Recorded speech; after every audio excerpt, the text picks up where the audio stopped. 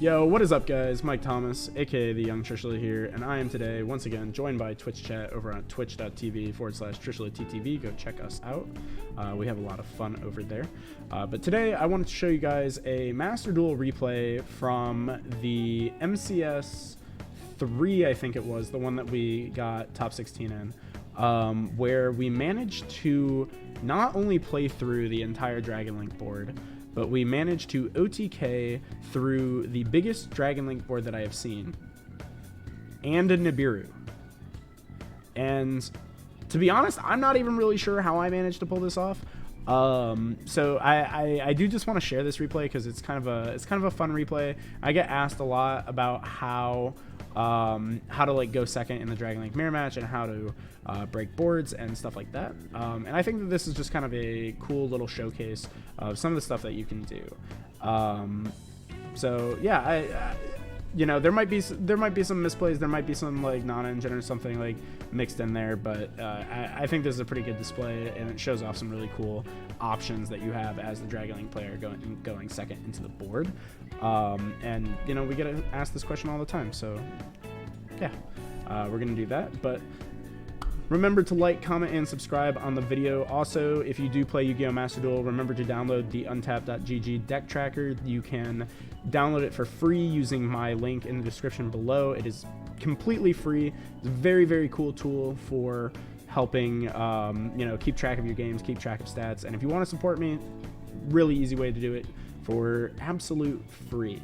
I might actually make a video on how to set up the deck tracker and how to best take advantage of it, 'cause it's a really cool tool. But anyway, without further ado, let's hop straight into the replays, because this is some really cool stuff. So I'm going to switch over here, and I'm going to pull up my replays. You will be able to see the opponent's hand because this was a tournament match, so it was a duel room. So we're going to hop in and just load this up.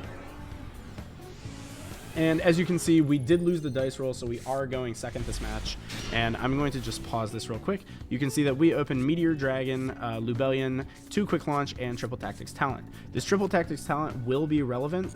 There are ways to break the board without it, but this is a really, really strong card in the Dragon Link mirror match, and I think this replay really shows off how good it can be. And our opponent also opened, you know, kind of like the best possible hand for going first, barring having something to counter Maxi. In Black Metal, Wyverburster, Levianeer, Chaos Base, Quick Launch. Whether or not they play this out perfectly optimally is yet to be seen, but they do end on a very good board regardless. So we are going to start with the Black Metal from them. They're going to go Striker Dragon, Chainlink 1, Black Meteor, Chainlink 2. And they are going to grab the Black Meteor Dragon. So immediately this is, you know, maybe not like the most standard line. Normally I would expect that they would grab Red MD. Not really sure what they were trying to play around here. Maybe they were afraid of Imperm or something. They go for Meteor Dragon, they make their Romulus. And, you know, pretty standard stuff. Romulus is going to get their Dragon Ravine. They're going to go Dragon Ravine, and they pitch their Saronir. You know, pretty standard. You want to chain block the Abserator, so I can't hash it. Pretty smart play, pretty heads up. They get the Tracer, and then they dump their Regain. So because they dump their Regain, you know, I know that they're planning on setting everything up. But here they banish their Levianeer, which I don't know if I agree with. I feel like you could just banish anything else, probably the Striker Dragon, put that back. And, you know, because you could put the Safer in the graveyard and get that back later, but I don't think they really needed it. But having that access to that hand loop could have been really, really good for them. So cutting themselves off from that is maybe not the best play. Here they're going to special out the Tracer, go for the Chaos Ruler. They're going to chain block. Again, you know, I think they maybe could have made seals or something. Yep, and there's that Safer, so they could have had the hand loop. They choose to take Baldrake, ignoring the Red MD. So a little bit interesting of a play there. They are going to trigger Romulus Secret Effect, and they're going to summon the Baldrake now too. So they're kind of taking advantage of all their resources, but not in exactly the way that I would go about doing it personally. They summon out the Lubellion, so you know it's nice to see them cheat that out. They get their beast, and because they do have the regain in the graveyard, you know we're going to have to play into beast and regain. They get out the Red MD. They summon it back, and then they summon the Chaotic Magical Dragon. I thought that they would maybe go for the Safer there and then tribute off the Lubellion to get the Levianeer search, but they didn't. So now, you know, they quick launch into Synchron, and they get back their Tracer. And this is where I have to, like, pause this, and, like, for the people back home watching who want to learn Dragon Link, this is where I would say, you know, maybe don't play like this, because if I had Nibiru in my hand, they would have passed on nothing. Like they would have had absolutely nothing, but they just don't get punished. And you know, luckily for us, we're able to play through all this. So they are going to go for Branded Beast, and they're going to activate the regains, and they have the Lubellion. So we're up against Savage, Hot Red, Borland, Lubellion, Beast, Nibiru. I'm going to check their extra deck. They do play IP Masquerena as well as the Underworld Goddess. Looks like they also might have been playing the Colossus as well. So good thing that we did not have to play against that. But, you know, just looking at things that they might have missed out on, they might have had the IP Masquerena here as well. If they had just moved this Savage over maybe one zone or something and then brought back the Chaos Ruler. So definitely some stuff that they've missed out on.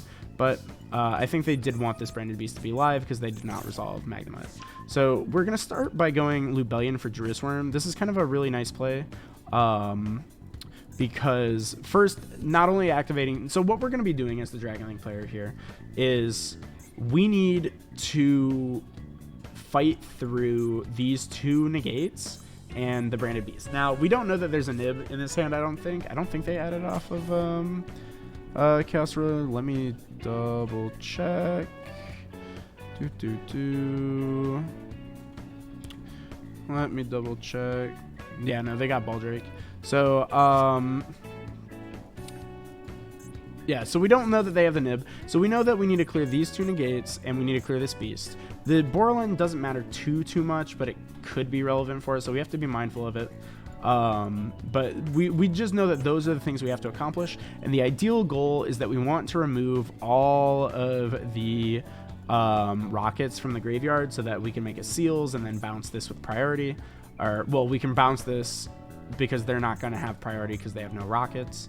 But thankfully, tactics means that we don't have to go through all those steps. So getting the Druis Worm here, well, first activating the Lubellion checks for the Savage Dragon. Getting Druis confirms that we've already beat the Savage Dragon because they can't let Druis touch the board, because if they let Druis touch the board, we just smack into this, and then we clear one of their negates for free. So it forces the Savage, which is really, really nice. But thankfully for them, you know, they ended on a super crazy board, so they still would have a negate even after we force that. So we're not done yet.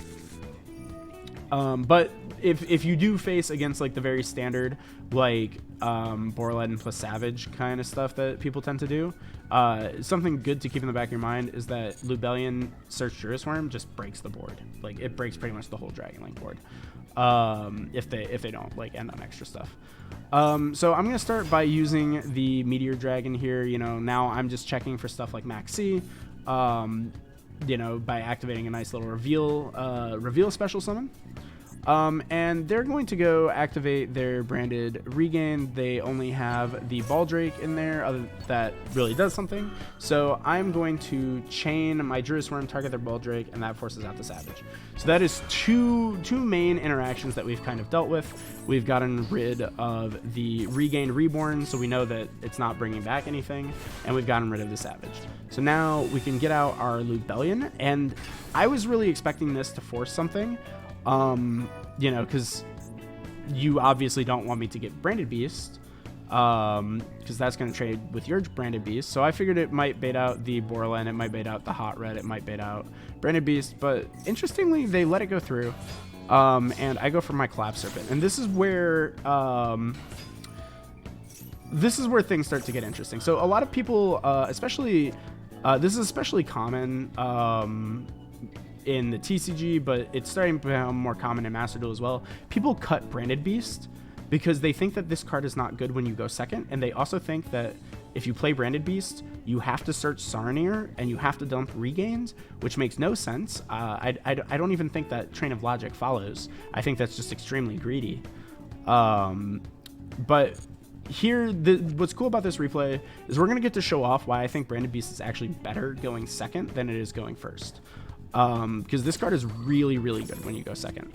So we're going to do our collapse striker dragon stuff, check for Nib, or not check for Nib, but check for Droll. We've already kind of checked for Droll, but just reconfirm that they don't have Droll. And we're going to link into Seals right away. And this might strike you as weird because normally you would go Romulus second, right? But we're not going to do that. Interestingly, they go Baldrake effect here. I'm not really sure what was up with this play.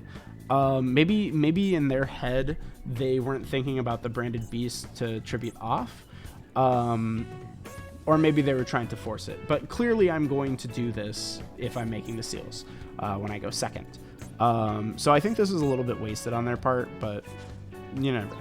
But I'm able to use the Beast to dodge the Baldrake here by tributing my Seals and trying to force out this Hot Red. Because you guys know that I have this Tactics in my hand that I want to make live. So I don't want anything potentially negating this Tactics, preventing me from using it, and stealing their Borland, because then the Borland breaks the rest of their board for free. So I'm trying to, force this out, thinking that, okay, maybe a Hot Red pop will like negate this, but they chain the Branded Beast, tributing their Baldrake to pop my Branded Beast, and you know what? That's fine. I'm more than content with that trade because I know that I can get rid of their Beast and their Regained later in their turn, so I'm fine. I've done my job and I've triggered my Seals effect. So what's cool about this is when you go second, and I think I do this here, but when you go second and you're able to tribute Seals with Branded Beast on your turn, I think you effectively get 7 pops. You're able to destroy like up to 7 cards because you have that one pop. You potentially have Druid Worm to send because you were searching with Lubellion. You have the Safer to tribute the Lubellion for Levianeer, which is another 2 that gets you up to 4. And then Access Code, because you put a light in the graveyard that's normally not there, you would have Romulus, Seals, and any Dark. So that's 3 more pops. So you have like 7 pops to work with. So it's very, very easy to break apart boards. And this is really what I like showing off in this replay yet. So here I am going to get that Levy. And I'm not going to use it yet. So I like to hold Levy as an insurance policy because in my head what I'm thinking is I'm going to do my best to break apart this board. I don't want to use this Levy to bait for anything because I don't have a way to deal with Regained and Beast without going into Access Code. And I don't know if I want to go for Access Code yet. So I'm going to hold this as long as I can because this is a really nice insurance policy to clean these up, because if I don't find lethal, I don't want them to have Branded Beast plus Regained, especially after they already popped my Branded Beast. So I'm going to hold this as long as I can. So I'm going to go quick launch into the Tracer. I'm going to make my Romulus. Here I'm just, trying to get dragons on board, try and play the game as best as I can. We're going to go Dragon Ravine. Ravine is going to pitch that Collapse Serpent, another example of having 2-2 baby ratios actually come up and having the free discard really, really be important because we don't really want to pitch anything in our hand. And we're going to search our Rocket Synchron here with Absorautor. Why are we grabbing Synchron? Well, we haven't used our normal summon yet. I want to test to see if they have a Bestial, because I think at this point in Master Duel, they're starting to light up quite frequently. So I know that they have the Borland, I know they have the Hot Red, but they might have a Bestial or something in hand. And the fact that they never went through Magnuma makes me a little bit suspicious that they might have Magnuma in their hand. So not really sure what to expect. So right now I just want to test as much as I can. I want to just test and give them as many opportunities to play cards as humanly possible. So I'm going to get back my Absorautor. They don't go for it. So I'm pretty confident now they don't have a Bestial, because that's a pretty easy spot to just hit me with a Bestial. So I'm going to go into my Chaos Ruler. And I'm just going to, again, just start milling cards and trying to see what I hit. But this does tempt out the Borland. And, I'm not really worried about anything because we have the Quick Launch here and we have Boot Sector in our hand. So I know that we have multiple ways into Tracer right now. So I'm feeling pretty confident. And I think I'd probably play the boot sector next here and try and bring back from graveyard, because I'd get 2 bodies back, and I would assume that that just gets the hot red cleared. And that's exactly what I do. But they are pretty smart. I wasn't sure if this was an intentional play or not. They're pretty smart, pretty diligent, and they're holding their hot red, you know, maybe for this talents or something. You know, maybe they're trying to play around something like that. But I have the Synchron in my graveyard, so maybe they were putting me on better play it for hot red, because not many Master Duel players do play the hot red. But I do play the hot red, so we get 2 bodies back for free, and now these hot reds have traded. So if they ever try to negate something, I just negate them back. I do have to worry about something like Effect Veiler or something at that point, but you know, we have an insurance policy here. So now I can take advantage of the fact that they have given me an arrow with Borland. I can put my Pisty here, and I go for the triple tactics talents immediately, because I made my Pisty in the zone that I wanted it, and now I'm just going to take their Borland. And I'm going to put it here, because now this way, you know, there's multiple zones that are being connected. So like if they had a Ghost Ogre or something, I believe that this can still resolve, because like say they Ghost Ogre on the Pisty, that's okay, because Borland and Romulus still point this same zone. So if this goes away, it's not breaking the pyramid. So it's a little bit of an extra bit of insurance. And I'm just gonna target my Tracer, because you know I've kind of assumed that they don't have a Bestial based on how they played. And here they drop Nib, and now I'm saying, oh wow, that, you know, that's really, really scary. Nibiru is a really strong card. They're wiping the whole board, and you know, because they're looking at this, it's like, oh god, he is going to, you know, pop off OTK. I think this might have been a little bit premature, but you know, Nib is still really good. For the most part, this should end my turn.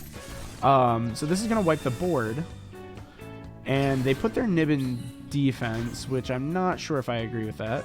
But I'm going to then just get my Chaos Ruler back, and now I'm going to go into my Dark Charmer. And so for anybody who ever asks me on any of these videos in the comments section, I get to ask this all the time, can you cut Dark Charmer? I always say no, because of stuff like this. You know, it's like, all right, well, you nib me, I'm going to take your Borland. Thanks for that. And I haven't used the Borland effect yet, so I'm going to get the Tracer that I also haven't used, and I'm going to get that out on the field. I'm going to make a Boral Savage Dragon now, and, you know, just get some free negates.